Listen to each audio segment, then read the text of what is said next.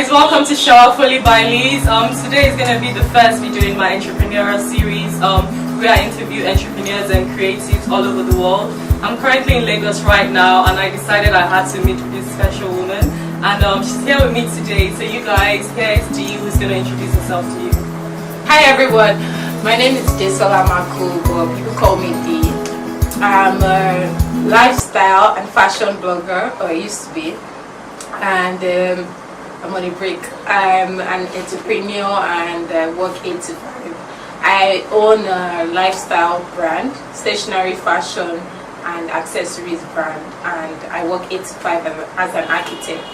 Yes. Wow, there's lots of things you mentioned. I didn't even know about the architect's one. Yeah. I'm guessing that's your like 8 to 5 job. Yes. Okay, cool. So like, how did the whole concept of Heartdictions start? Like, what inspired it? Okay, so I when I started blogging, I guess I was just trying to figure out how to make more money through blogging. Excuse me. And then I started selling vintage clothes. Some things from my own wardrobe that I hadn't worn, or things I'd worn once. You know how you just buy things as a fashion blogger and then you photograph, because and you think about you looking good on your blog, but then you never exactly. So I started the vintage fashion and it was moving, but then I was in school as well. I took a course in mass communication, a postgraduate diploma in mass comm, so I had that, and I was working 8 to 5 as well, and then I had the business. So I was trying to look for a way to juggle those 3 things, and then I designed a planner for myself. I'll show you the initial planner at the end of the day, but I had this I think A4 planner that I spiral binded, and I was taking notes. At some point I was like, I can make this. I can make it for people that like me, that want to plan their lives and juggle things easily. And then I made my first planner. I made the first planner. It's very whack looking back now. It's quite whack, but yeah, I made this first one and it's been nice since then. I sort of stopped the vintage fashion part because it was taking so much space. Okay. You just have all these clothes and you don't have a store, so it takes a lot of space. And I started making like pieces, specific pieces that people would like or that I've worn and people like, and I just recreate, and that's how Heartfrock started. Oh wow. Yes. So from all you said now, it's sort of like you're a real doer. Like, it comes from like, it's almost really organic from your passions and from you trying to solve issues in your own life, and that's sort of turned into your business. What would you say sort of has inspired this sort of drive in you and this like can-do attitude? I would say one one of my greatest fear is to be poor or to be unsuccessful. And I think maybe that's it, really. Because I'm such a lazy person. I'm really lazy, and people don't believe, people don't see it. Because when it comes to my work, I just want to do it. It comes from I would say I think we are our biggest critic though, because I also think I could be lazy, but then when I think about the things I do, I'm like, oh, maybe I'm not so lazy. So I think the same thing. I think to yourself, you feel you're lazy when you're having a rest time. But to others, you're doing quite a lot, because for you to have like a planner, to have a fashion brand, to be working 8 to 5, and I also do costume designing, and to be doing that's not you being lazy. I mean, you have. Yeah, but maybe I'm lazy though. Exactly. Please tell my family members, tell my brother, tell my mom. They're like, I'm lazy because domestically I don't do much. Okay. So something's got to give. Exactly. That's what I told them. Like, so how's the journey been so far? Hard, difficult, crazy, and depressing. Yeah. Tell me about it. We really don't talk about depression, and I don't want to be one of those people that say we don't talk about depression enough. But yes, you get depressed. It's been funny. So I'll talk mostly about my planners, because that's a niche that most people haven't explored. With fashion, it's easier. You can see people's lives and just replicate it. You can ask people for their tailors. You can be close to a fashion designer and figure it out. But with stationery, I don't really have a mentor. I started from scratch. I went to the press and said, this is what I want to do. And I was talking to people that did not understand the vision. I can imagine. So first of all, I had to deal with making so much mistake, losing a lot of money, getting cursed, getting abused, My goodness. Getting fought, as in people fought me because I was telling them this is how it needs to be done, and they'll tell you stuff like, I mean, there's nothing to show them as a reference as well. Exactly. So it's almost like, how do you show them what's in your head? And people are fond of, Nigerians are fond of saying things like, you cannot teach me my work. Yes. I've been doing it since. This is my 10th year. This is my 20th year. And you see it and you understand this is how it needs to be done. But they don't see it, and it's just difficult, especially when you're new in that field. So yeah, I went through those experiences of people, doubting or not listening to my opinions or my point of view. And then I also went through those moments where I didn't have funds. I went through those moments where the things I produced didn't move, people weren't buying, or people were just buying some of it. I went through moments where I made planners for people and they wanted to steal my designs, or people that stole designs. I've gone through those moments, but one thing that I've realized is constant is if you actually continue doing something, and persistency, you have to be persistent. And you have to be consistent as well. Yes, you have to be, because you have to say this is what I want to do, and you have to keep going at it, and you have to do it as good as, or even get better. And that's one thing that you can see in my business growth. And it's been hard, but thank God.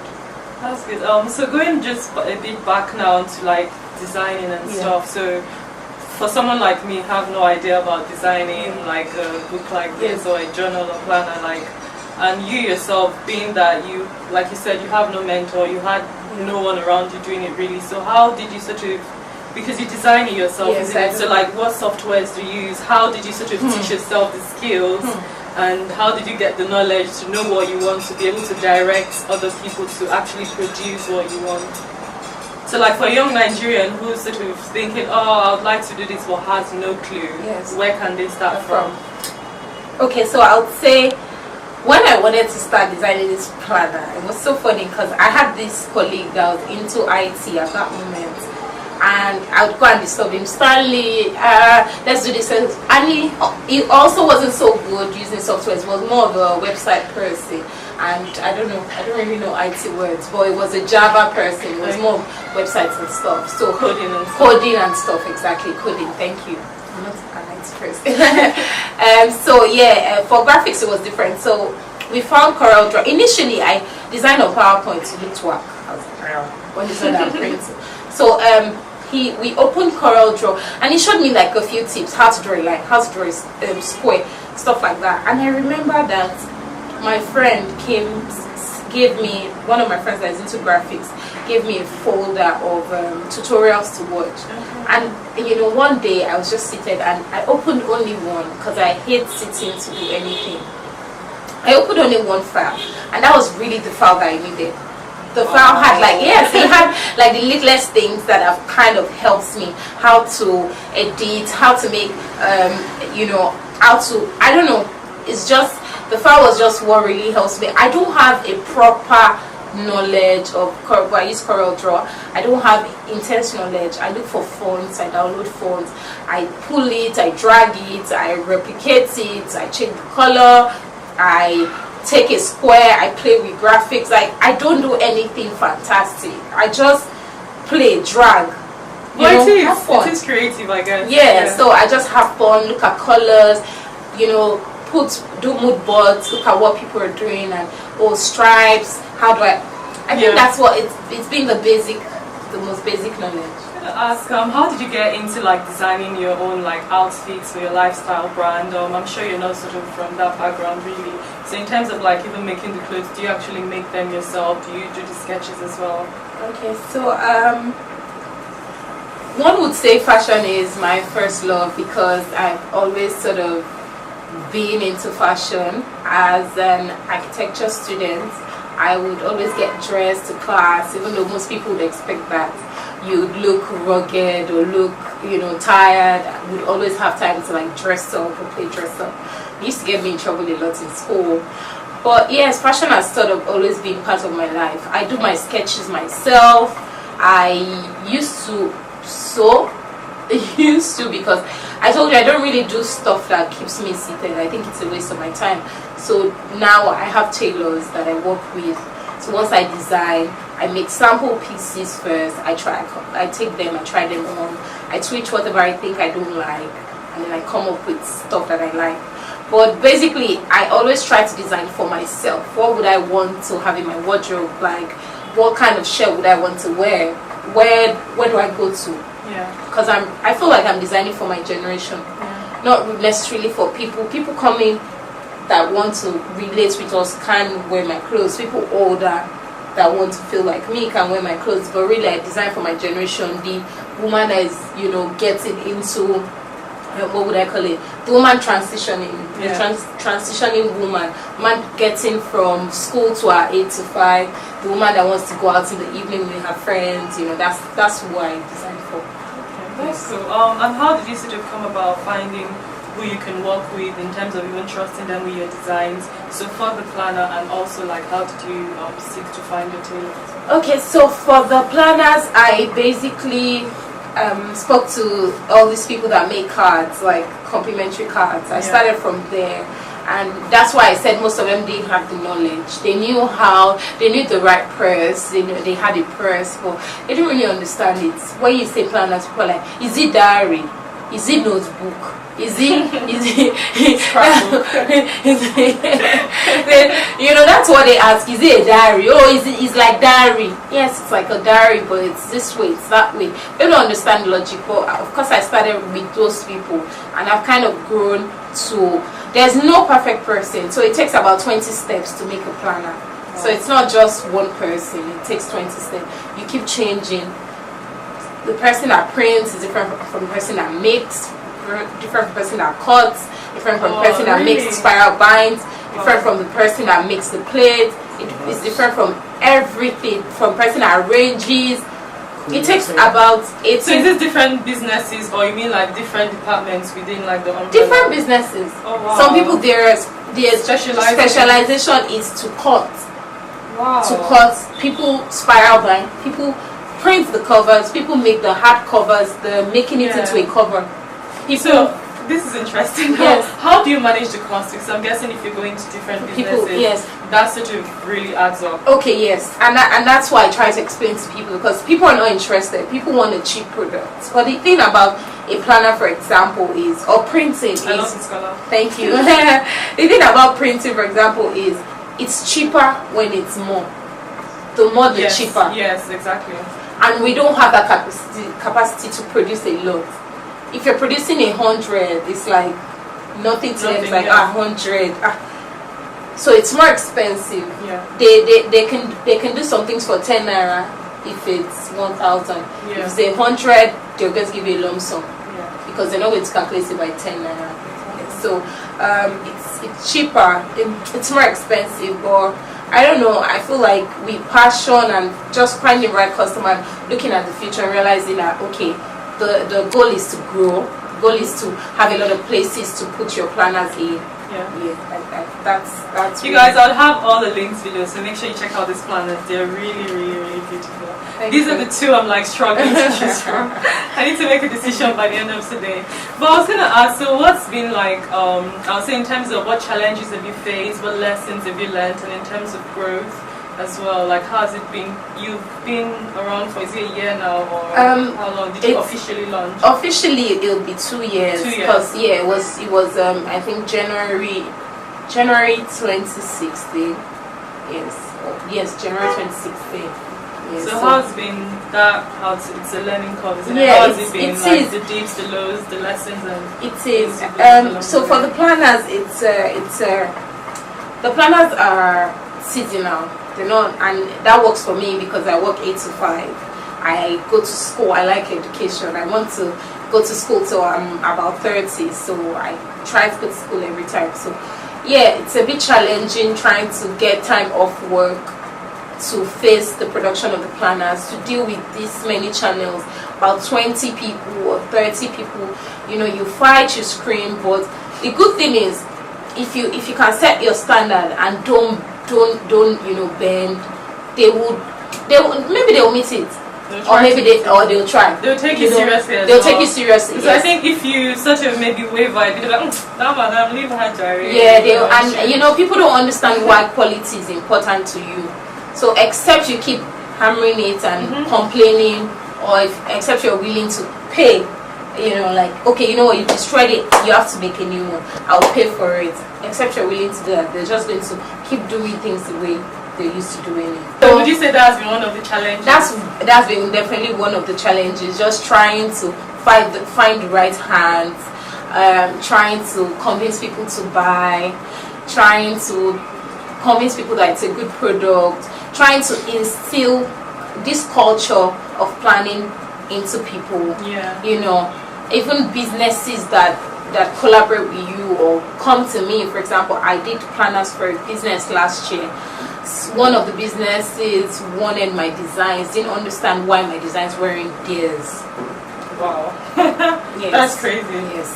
They wanted to put it on Amazon and then to sell it on Amazon. Yeah, to sell it but on it's Amazon. your product. Exactly. I said no, wow. and they didn't crazy. get it, and I didn't get that customer this year again. But that's fine by me. And I had another customer. That would be a different deal. They can't just order straight from you and then want to sell it. That's ridiculous. Exactly. So I don't know if maybe my explanation wasn't okay, but I communicated the best way that I could, and I had a business order planners, paid the normal price. I did the design, different designs for them. I didn't realize that I was supposed to charge for the designs. So I'm a better person for it. Now I realize if it's a custom order, I'm going to charge you because it's a custom order. Yeah. I'm going to charge you for designs. This year, I'm charging for everything, even ordinary deliveries. I'm charging because you realize it's a business. You realize it's going to pay people. You realize it's a business. You realize you have to pay people. You realize a lot of things go into a business. Transiting, moving from one place to the other, you have to cover it. Yeah. So those are little things you learn with business. Business is not, it's not the way you see it. It's not just you're buying and selling. That person is dealing with so much more, and there's so much to learn. So I was going to ask, so would you say employers are then good at giving leave? Because I don't know, maybe it's changed now, but it was sort of my assumption that they're sort of funny about giving people breaks and time off of work. Does that depend on the company? I think employers give leaves. I think the most important thing is how to manage your time. For example, where I work, you say when you want to go on your leave from January, for example. Okay. But for the whole year or just for the next couple of months? For the whole year. Wow. Relatively. They pass leave rosters just to plan, okay. you know. And you don't have Is there room to change? Yes, there's room to change, yes. And then you have exam leaves. Okay. You have casual leaves, which is all those like extra 1 day, extra 2 days. I think you're allowed 5, casual leave. For me, I know the specific periods that I want my leave. Yeah. For August, I will take my leave to produce planners. For October, November, I won't take my leave to attend Fashion Week if I'm attending Fashion Week. For December, I don't want to spend my holidays at work. I want to be distributing and facing Heartdictions, so I take my leaves in December. So I'm allowed 25 working days, and I plan along that. This year, I was lucky enough to get a film job, and I wasn't going to go for Fashion Week, so I used that leave to attend to my film. It was 10 days. I will not take a responsibility that takes over like my leave. Yeah. It's pointless. You have to, as a person, let's manage your time and let's say no as well. Yeah. You can't take every opportunity and you can't do everything. You miss out on some because of what you're doing right now, especially if you're not a full-time entrepreneur. Yeah. So I was going to ask you, so in terms of your relationship with your employer, because you are your own boss, but you have like an employer as well. So what's the relation? I'm guessing they know you have your own business. Or no, do they know? they don't. Because I was going to ask how that relationship, because I know it could be a bit tricky to know. I would advise since this particular. You are a blogger as well, so you do social media. Do they not know your handles or anything at all? Because you use your name actually, so they can find you. My company is really big, and I feel like some people have found me because Google Plus is so funny that it suggests people that you know, and then I realized some people follow my blog. Oh, I've read your blog. Oh, I do not like that part. Some people are not that private. I try to be that private because I don't want people to have an assumption about my life or about my work. And I'm quite diligent. I'm really diligent about my work at work, in my office, my workplace. I try to make sure that if you give me a responsibility, I do it on time. it's important to me that my appraisal is high, that I'm performing at a very high level so that I can get paid. Performance bonus that is sensible, but not just that. I try to do things diligently, and so I separate those two things. You don't want your boss, and if anyone is listening out there and you're juggling work and business, I would say that you don't want your bosses to know, because the days you make mistake, they will assume that you were busy doing something. The days you take time off work to maybe attend to your health, they would assume you were running around for yourself. You want to separate those two things so that you can, you know, have the best of both worlds. You know? I asked because I had this problem once in my last job. Where I was a creative writer, right? And then I write my own blog and my own pieces. So now these are very really similar things where like the line could blow across a bit, because I was doing social media management for them, and obviously I have my social media. And then once I've written a piece and sent it for editing, and like my most immediate boss was like, oh, like I don't like how it looks, like I want to see that shower fully spark in it. And it just annoyed me so much. I'm like, why are you going to compare my own personal blog to this? And it's just because she already had that knowledge of my blog, and she had been on my blog. So I don't know, I think maybe objectively I could see how maybe where she's coming from, but like for me personally, that was just like, and you know what's funny is, if you had that same article on your blog, she might have even appreciated it a bit more. But because she has that reservation where you're going to obviously do better things for your own self, she will not truly appreciate you or appreciate your work. And that was annoying for me, because regardless if I'm working for myself or someone else, I want my work all on board to be, you know, as high of a standard. And I think that's one thing about multi-potential lights. You know, we wouldn't do stuff that we can't do. Some of us are really good at doing so many things well. I think we're good at doing I think I'm good at doing a lot of things well. In fact, I feel like when I'm not doing so many things, I'm a bit like, come on, you need to challenge yourself. Yes, I feel like that's how this year was for me. Like 2017 was the year I didn't do much. 2016 I was in school, I had my business, I was going but this 2017, and I kind of like it, because it feels like the year that I really sat down to think what next for me. Of course, this was also the year that I started Heartfrock. Well, it just feels like I didn't do a lot. Okay, with that being said, I'm going to ask you, how do you sort of balance your whole life now? Because we've talked a lot about business side, and this is taking lots of hours. So how do you juggle like friends, family, relationships? How do you sort of put them all together? Because I think when we're really focused as entrepreneurs and creatives, like obviously that's your passion, so you really want to do it, and lots of hours is going into that. But then there's the other, you know, social life that you have to also like pay attention to. So how do you go about that? I would say I've not been able to. Okay, so I'll answer 2 times. No, I don't know. So I would say earlier in the year, I really did well at balancing my life with my friends and my relationships, with my family as well. Because earlier this year, I had this thing where almost every Sunday evenings I'd invite my friends out, we'll all go for karaoke. So my Sunday evenings were for those things. If I had a sales party, I would always invite my friends, so we'll turn it into an adventure. So sometimes you're that kind of person, you can try to turn your work into fun, so that your people can come and support you, and they feel like they spend time with you, and you guys are caught up with life. And maybe turn your Friday nights, because you're not really doing business Friday nights. If you're trying to take notes on the move and stuff like that, so you can just do like fun things. But one thing is, I mostly focus on myself. It's really important to me. My relationship with myself is one thing that I focus on. I try to see a movie every week. Myself is so important to myself. It's so funny. So I think that's good.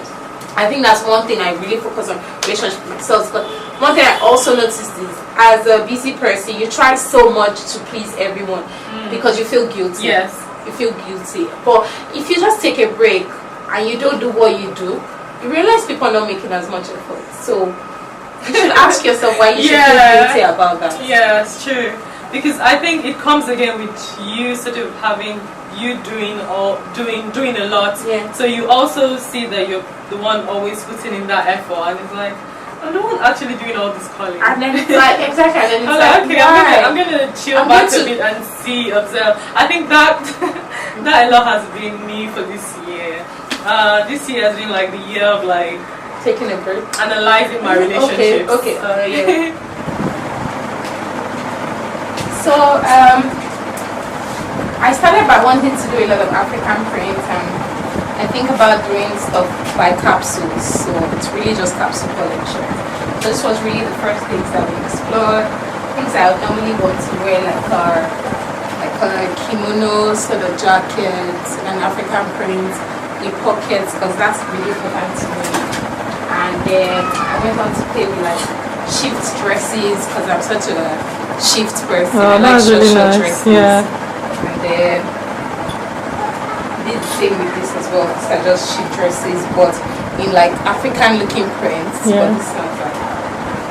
And then we have the bomber 3-piece combination. I really love this 3-piece. Do you still have it? Yes. And yeah, we still have before the whole bomber craze. Then shifts, I told you I like shift dresses a lot. Because it's really easy to wear as well. Yes, I like easy to wear things. And then we moved on to create more like work pieces. So it's almost like what I'm wearing. It has like the puff sleeves, the really big sleeves and stuff. I like sleeves a lot. And then so you have we made them in like 3 prints. This print. Yes. It's like pretty much funkyrizing office wear and stuff. This is like the African print version, the one I'm wearing. You can tell. It doesn't have as much cloth here. And I like the whole puff sleeve with big sleeves as usual, so it's came to play. Really just classic pieces. You don't have to always shop Heartfrock, but you need a Heartfrock piece in your wardrobe. Yeah. That's my idea. You can shop it always. We're not saying don't, but we're just saying it's something that you want to have at least. Yeah, those pieces, like staple pieces. Yes, they're staple pieces. Obviously, we're at the end of 2017, running up to next year, 2018. What do you sort of foresee for Heartdictions? What like your future goals? What would you be writing in these lovely planners? Okay, so for 2018 Heartdictions, I would say we're going to try to stock. That's one of my biggest goal is distributorship with the clothes and with the planners, because I don't have so much time. I'm looking to like just have places where I can put my stuff and just keep producing, keep it in there, and then they'll do the work for me, even at whatever cost. And I would also love to like start my events, a mentorship events for basically to ride the wave of the planners, get people, mentors, relatable mentors to come to talk to people about finances, their goals, their lives, their spiritual lives, everything. So I'm planning a all-in-one event where people can meet relatable mentors who have grass to grace stories. Yes. Oh, yeah, that sounds really interesting and really busy again. Yeah. Yes. I was going to ask, because obviously we're in Lagos, we're in Nigeria, we sort of know how it is in terms of the economy, in terms of young people trying to make it. And I think there's sort of like this pushing force now for people to be their own bosses. And because waiting for the whole 8 to 5 job is not really working for most graduates. What would you say like the young Nigerian can do in order to take charge of their career and steer it to like the path you would like to go? I would say one is so I would say educate yourself first. When I say educate yourself, I'm not saying go to school. It's not really about going to school. It's about learning from where you are. So you have this interest. This is what I want to do. Serve people. Be loyal to them. Learn. Work. Educate yourself where you are. Suggest things. Don't just follow the wave. Be the change that people are looking for in their businesses, and it will be so easy for you to start your own thing. I would also say if you can get a job, get a job. I'm one of those people that I do not like the fact that I started working an 8 to 5. Always talked about it. I nag a lot about it, but now looking back, so many things that I'm doing with my business right now that I wouldn't have been able to do. I might have been frustrated. I might not have been doing this right now. You know, so many things I've learned from my job that I'm forever grateful for. If I end up leaving my job to face my business, I won't be starting at that point where I would have started from if I never worked. So learn to serve people, learn to educate yourself, learn to research about what you're interested in. A lot of people want to do stuff, but they don't do research. It's like they want things to be handled to them, and then because to them you may when even they do it and find out actually this is not what I really want exactly. And you find something else. Exactly. Okay, so this is funny because I remember when we were in school, the only thing as a fashion person that you want to do, because of course we were like, it wasn't the age of social media, it wasn't this much. We would say we wanted to be fashion designers. It's amazing how you can be a fashion stylist, you can be a costume designer, you can be a fashion writer, you can be anything. So many branches out so many, and you won't realize it until you explore, research, serve people, and find your strengths. Yes. And we'll get into final few questions. I want to ask if you could start all over again. I think you mentioned a bit of this, but if you could start over again, would you do anything differently? And if you would, what would that be? If I could start all over again, I probably wouldn't work. It's funny how it's contradictory to what I just said. But the thing is, I've tasted working, and then I'm very hardworking when it comes to my work. So whether I work or not, I know I would succeed at what I'm doing. So if I could start again, I would just face costume designing, because film is really part of my loves. I love fashion, I love film, I love food, I love fun. So it's basically those things. So if I practically adopt costume designing, I might never have designed the planners because I don't feel a need for it, but I would have gone into fashion and I'd have probably faced that. So yeah, if I was going to do something else, I could go back. We'll be doing. And just to jump up on something you said and I forgot to ask about. So in terms of like funding, how have you been able to sort of like fund your businesses? And in terms of like other people who would like to start a business, but like, because the number one thing everyone would say is no money. Yes. How can they sort of go about that? I think you can relate with this with me, because I probably would tell them a bit of how you started and stuff, but I would assume you also fund your business by yourself. Yes. So I fund my business by myself. It started by, putting small money aside from my work, from my salary. This business started from the vintage clothes. Vintage clothes are cheap, so you buy clothes for yourself, you resell them, you put the money aside, and you start to produce little things. You make profits, you put it back into the business. You start with your money. I never agree with people who complain about not having money. I feel like they don't want to start. And they have. My motto is start where you are. With whatever you have. And one of my mottos is don't be entitled. Nobody owes you. The moment you understand that nobody owes you anything, your life is easier. I'm telling you, it's so easy. And for my last question is, what do you love about living in Lagos? I know there are lots of people, there are lots of negatives. You sort of know that as Nigerians, we complain about our country. So I want to know about what you actually enjoy, what people can expect to come and experience. I think what I like most about Nigeria is, what I like most about living in Nigeria will be everything. When I say everything, is the fact that except traffic. Well, traffic.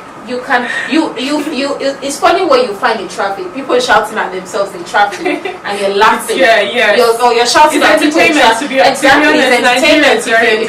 If you're So traffic can be fun. But I would say it's the fact that if you're bored at home, you can scroll through your timeline or buzz a couple of friends like, well, what's happening? Should we go out? And there's always someone ready. I love here. There's always someone ready. You can just meet someone. You can go and chill in someone's house. You can do that in London. I've not been to some of my friends' houses. that's how hard it is. It is exactly. So in Lagos, it's like by the time you call 4 or 5 friends or 6 friends, you find someone that wants to go out. And if nobody wants to go out, you can go out by yourself. And still have fun. Meet people random. Nigerians don't mind their business, so you can have fun.